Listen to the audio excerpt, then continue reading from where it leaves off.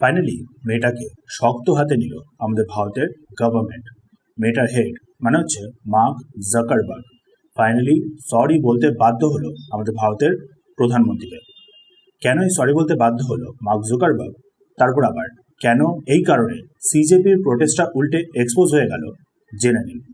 Actually দেখুন, আপনার খেয়াল আছে হয়তো সিজেপির প্রোটেস্টটা যে সময় চলছিল আমাদের ভারতে দিল্লিতে, সেই সময় কন্টিনিউয়াসলি মিসলিডিং সব কন্টেন্ট স্প্রেড হচ্ছিল ইনস্টাগ্রাম বলুন, ফেসবুক বলুন, সেই সব কটা প্ল্যাটফর্মে।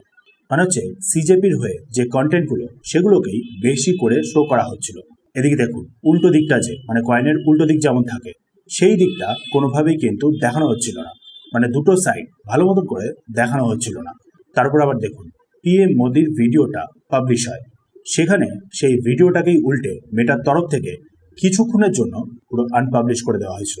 মানে হচ্ছে ভারতের মানুষরাই উল্টে ভারতেরই পিএমকে দেখতে পাচ্ছিল না মেটার প্ল্যাটফর্মে। যার পরেই আমাদের বর্তমানে আইটি মিনিস্টার, তার উপর আবার আমাদের বর্তমান পার্লামেন্টারি কমিটির যে হেড নিশিকান্ত দুবে, তারা মেটাকে সময়সীমা বেঁধে দেন 3 দিনের, যার মধ্যে বলে দেন যে মেটাকে সরি বলতে হবে, মার্ক জাকারবার্গকে সরি বলতে হবে। সাথে হচ্ছে মেটার যে গ্লোবাল টিম তাদেরকে ভারতে আসতে বলেন। আর যদি তারা সেটা না করে তাহলে মেটার ওপর থেকে পুরোপুরি যে সেফ হারবারটা দেওয়া রয়েছে সেটাকে তুলে নেওয়া হবে। তাহলে মেটার ওপরে যে কেউ কিন্তু আমাদের ভারতে কেস করতে পারবে। যার পরেই তাড়াতাড়ি করে এই মেটার গ্লোবাল টিম আমাদের ভারতে চলে আসে। আমাদের ভারতের আইটি মিনিস্টার অশ্বিনী বৈষ্ণব ভালো মতন করেই এই মেটার গ্লোবাল হেডদের খবর নেন।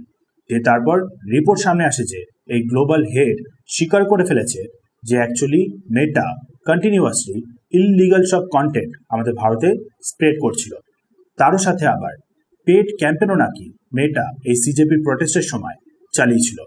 মানে হচ্ছে সিজেপির প্রোটেস্টের সময় অ্যাকচুয়ালি কিছু ইন্ডিভিজুয়াল যারা কন্টিনিউয়াসলি ঢেলে ঢেলে টাকা ঢোকাচ্ছিল মেটার প্ল্যাটফর্মগুলোতে, যার মাধ্যমে তারা যে কন্টেন্টগুলোকে অ্যাকচুয়ালি ভাইরাল করতে চাইছিল মেটা ঠিক সেইগুলোকেই ভাইরাল করছিল।